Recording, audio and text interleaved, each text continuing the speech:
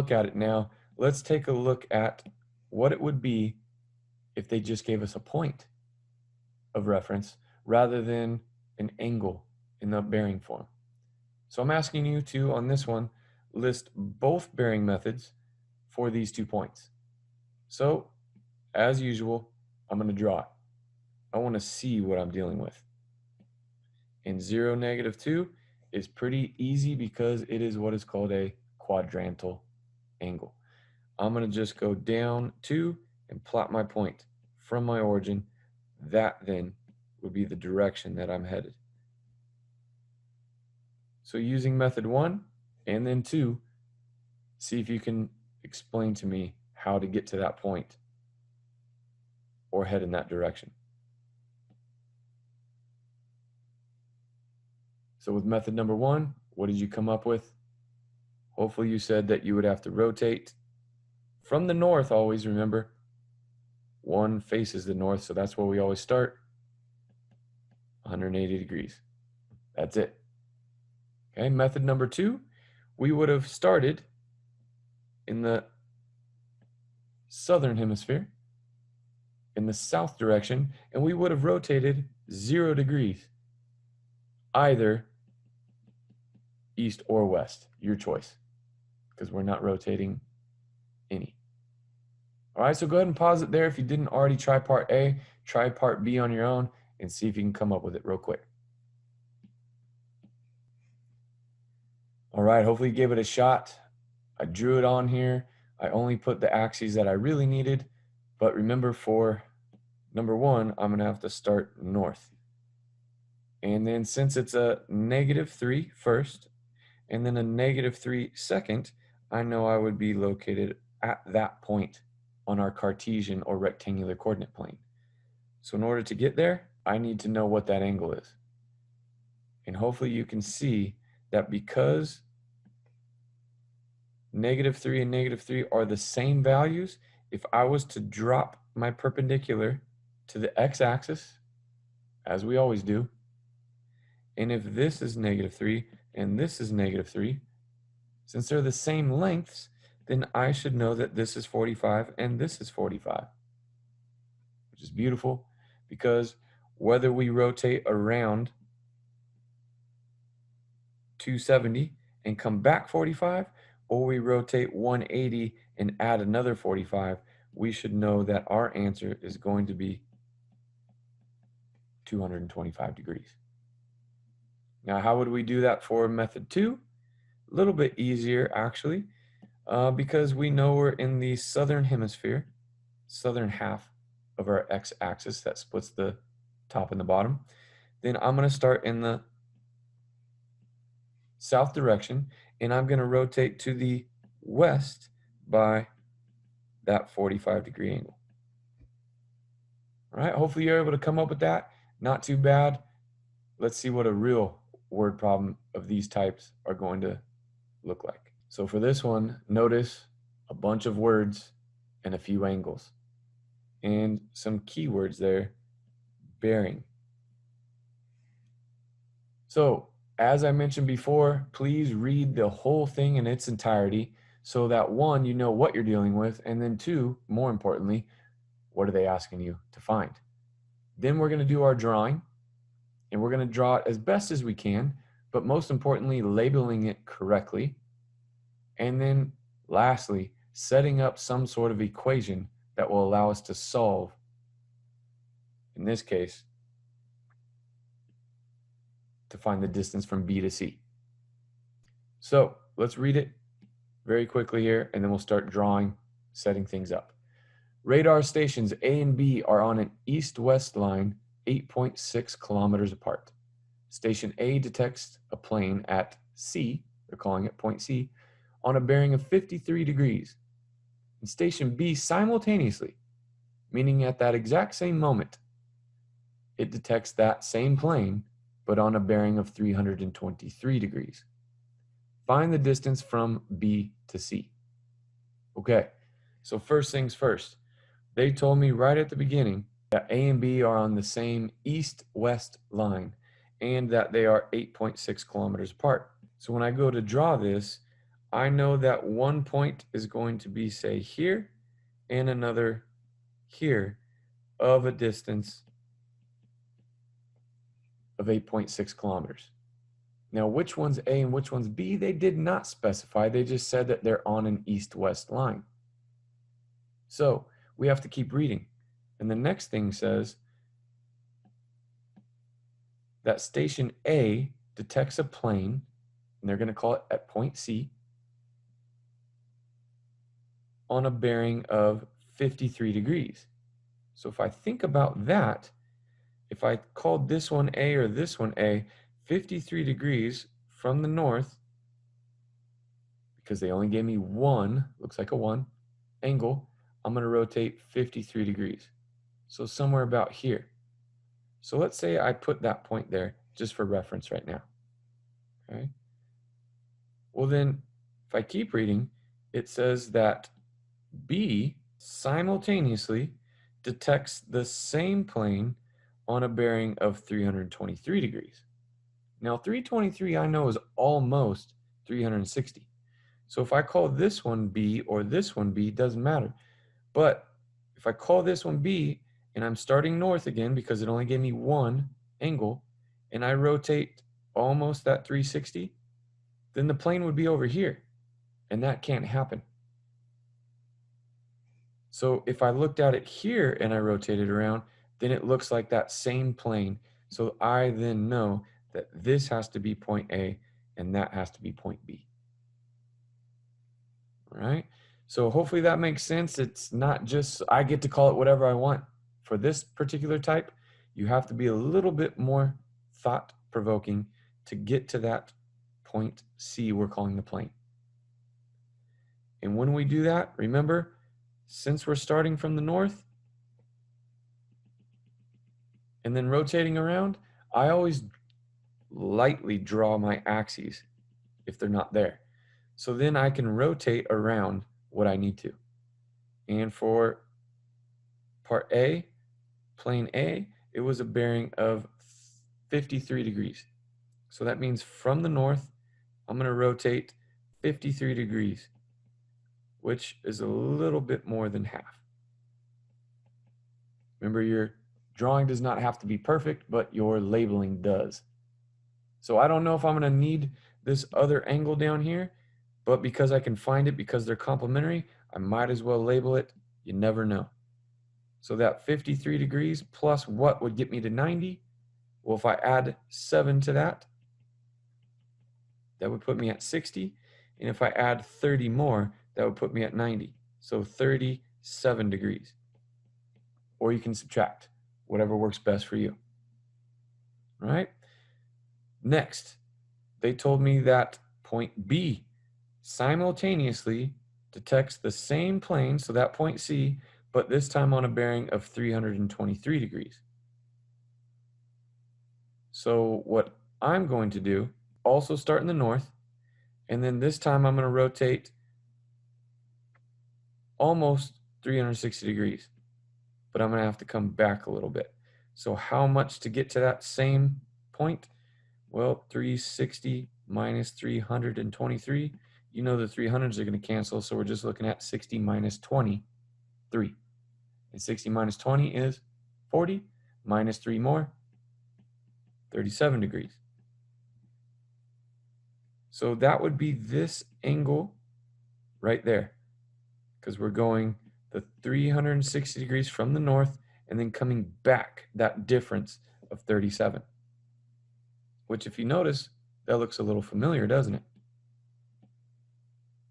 Because these two added up to 90 and we knew one of them was 53, we found the other was 37. So if these are also complementary, then this one in here has to be 53. And since we already know that these two angles add up to 90, we saw that 2 different times, then what does this third angle C have to be? And hopefully you said 90. Since these two add up to 90, we know the sum of the interior angles of a triangle add up to 180, then this angle right here would also have to be 90. which is really nice because we have a right triangle. And I'm just going to extract it and draw it right here so that we could see it a little bit better. We called this angle A, B, and C. We found that was 90. This was 37. This was 53. And this length here was 8.6 kilometers. So we did all that work just to have this right triangle involved. And that's the key to most of these word problems. You have to be able to do that. If you can draw that, then I'm confident you guys will be able to finish and answer what they wanted, and that was the distance from B to C. So that distance. So take either one of those angles, the 37 or the 53, and remember, it is best when we have the unknown value on the top of our ratio. So I would go ahead and use the 37 and use the opposite over that would be the hypotenuse. So that means I would have to use sine, which is the ratio that is equal to opposite, or x, what we're trying to find, or you could even call it little a because it's opposite big A. It's up to you. Over the hypotenuse, which remember is always opposite the 90-degree angle, which they told us was 8.6 kilometers. And now we have our one equation with one unknown. We can go ahead and solve by multiplying over by that 8.6 kilometers so that this would all cancel out to become a 1, and therefore a bunch of 1s being multiplied and divided to x gives us our x. All we would have to do is punch those things into our calculator. And don't forget what we went over last time. How many sig figs should we be supplying them with? Well, they gave us 8.6, 53, and 323.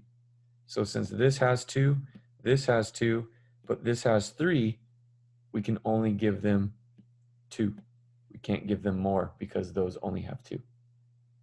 So first, I would punch this into my calculator, and then second, I would multiply it by the 8.6, and we would know our unit measurement because this is just going to become a number times this other number, which is in kilometers. We will get our answer for x, or that distance from B to C, to be a certain kilometer amount. And punch that in your calculator and you should get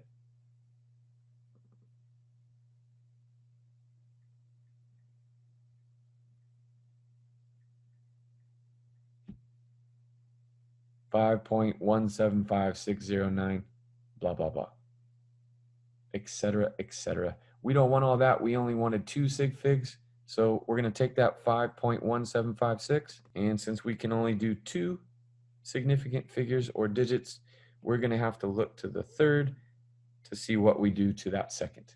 And because it's a 7, we're going to go ahead and say 5.2 kilometers would be how far that distance the plane was from that radar station B.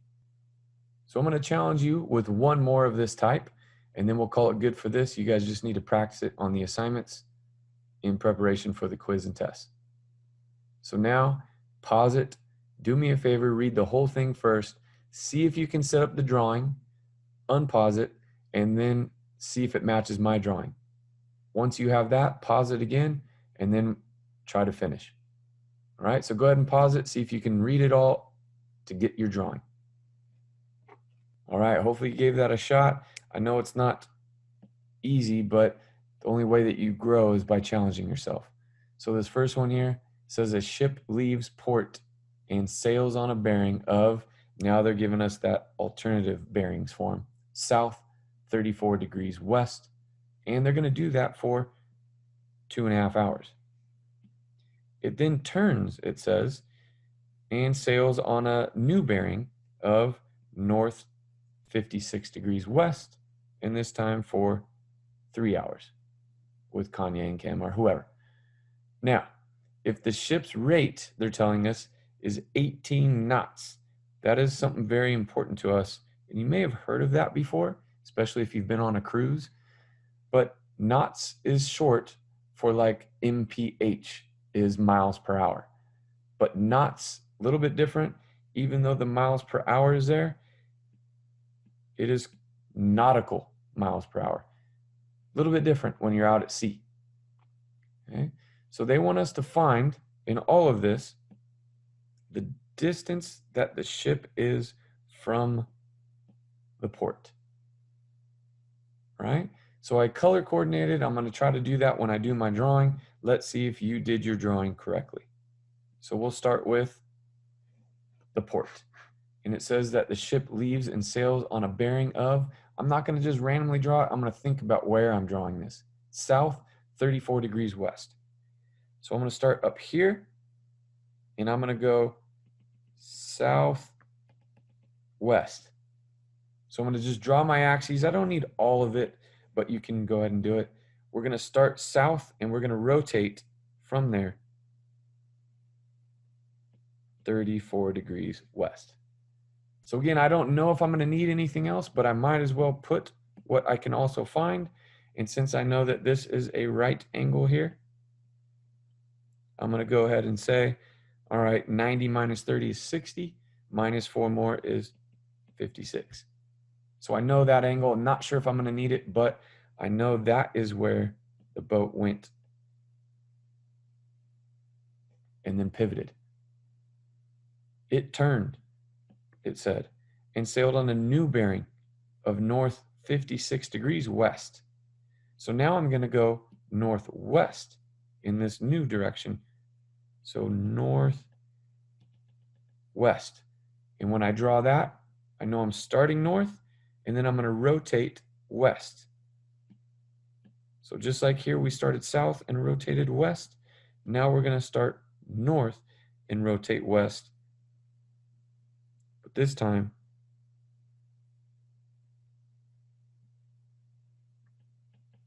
56 degrees. Wait a minute. 56? That looks familiar. We just did that right over here, didn't we? Between these two, it was 56 and 34. So since this is 56, and that's still that right angle between the north and the west, I also know that that's 34. Again, I don't know if I'm going to need it, but I might as well label it. So what it then wants me to do is find the distance that the ship is from the port. So I know the port was here, the ship on the first, and then the ship on the second. And notice, so what a lot of students will do is they'll draw this all the way out so that it is on a nice east-west line, and you can't assume that. We don't know if it is or not. It could have gone even further. Okay? Now, if we did notice that this one went 2.5 hours, and this one, when it was going that direction, was 3 hours, I may have even extended it a little bit further. But the cool thing is our drawing does not have to be exact. It does have to be labeled properly, though. So what I'm trying to find is the distance that the ship is from the initial shoving off point, the port, which was here. And even though it went this direction and then this direction, we know it is ended here that we're looking at. So what we're going to try to find is that distance. And notice that 56 I had was this whole angle there.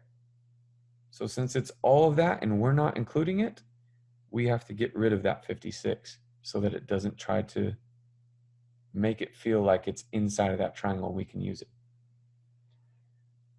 So I'm going to go ahead and extract this out now that I've drawn it, and I'm going to try to make it look a little bit better, a little bit cleaner anyways.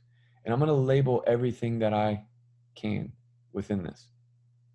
So I have my 3 points, not necessary to label them.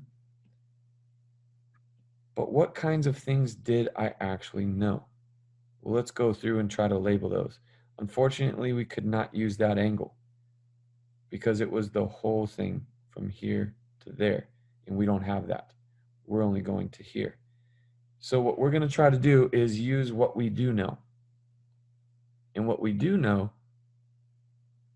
is the fact that this part right here is 56 degrees.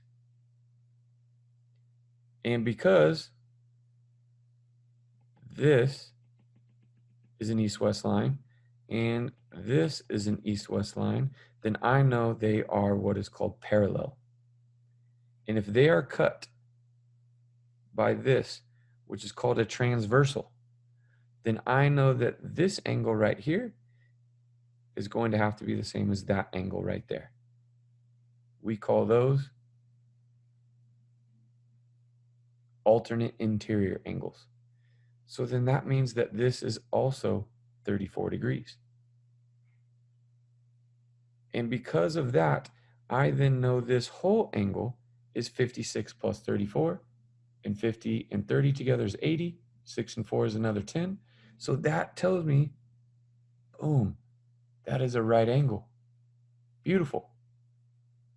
I like right triangles because it allows me to use all of my trig functions, sine, cosine, tangent, and even their reciprocals. But what else? What else can we find? Did they give us anything else to work with that we haven't used yet? Because I cannot use this angle and doesn't look like there's anything up here that I can use.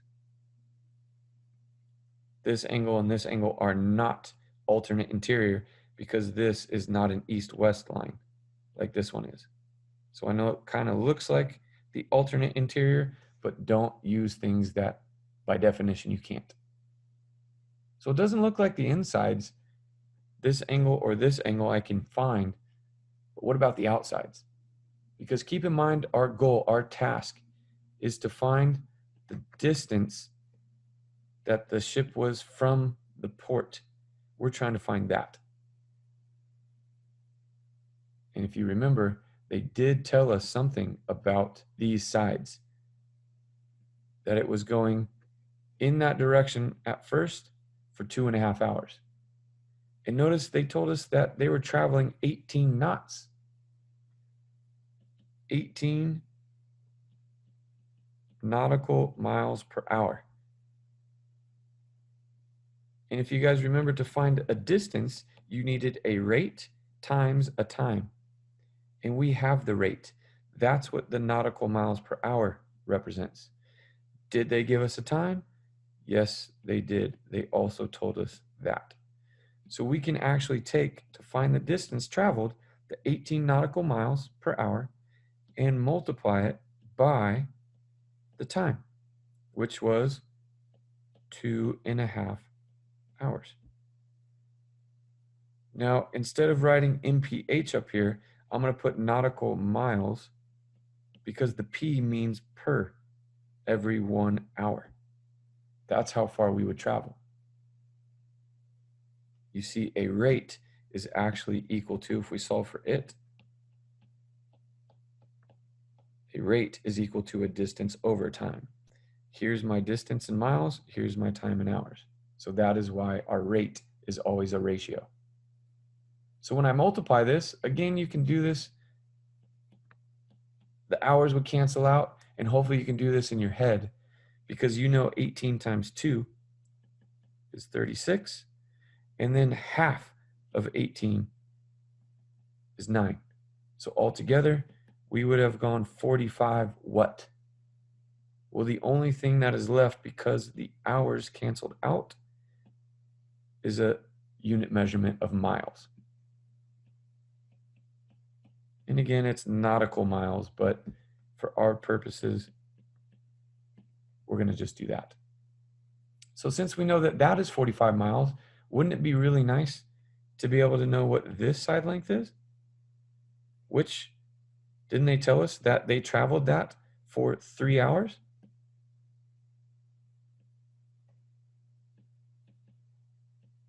And you may be wondering why they put the 3.0.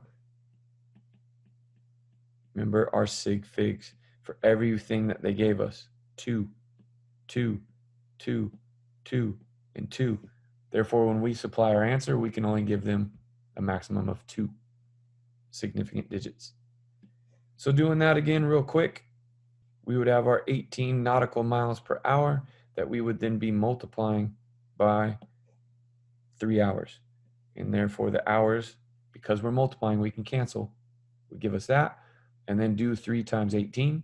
Hopefully you can do it in your head. Just do the 10 times 3 and then the 8 times 3 in your head. That would be 30 plus 24 for a total of 54 miles.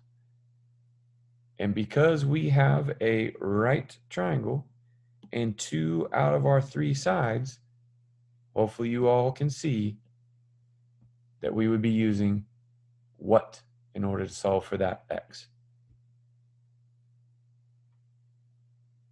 Pythagorean theorem. Good. So I will take one of my legs squared plus the other leg squared and set it equal to always, remember, it's not always x, but in this case, the hypotenuse, which is x, the thing that we're trying to find, squared. So all we have left to do is take the square root of both sides so that we can get that distance from port to our ship we called x. So punching that in our calculator, you should have gotten 70.2922, etc. For us, remember we said our sig figs were only 2, so we would have to look at the third in order to see what we're going to do, and we would obviously be putting 70 nautical miles as our answer. Now remember, that 70 miles should have been longer than these two sides because it is the hypotenuse. So our answer checks out. All right, that's all I got for you. So make sure that you practice it until you master it. Take care. Good luck.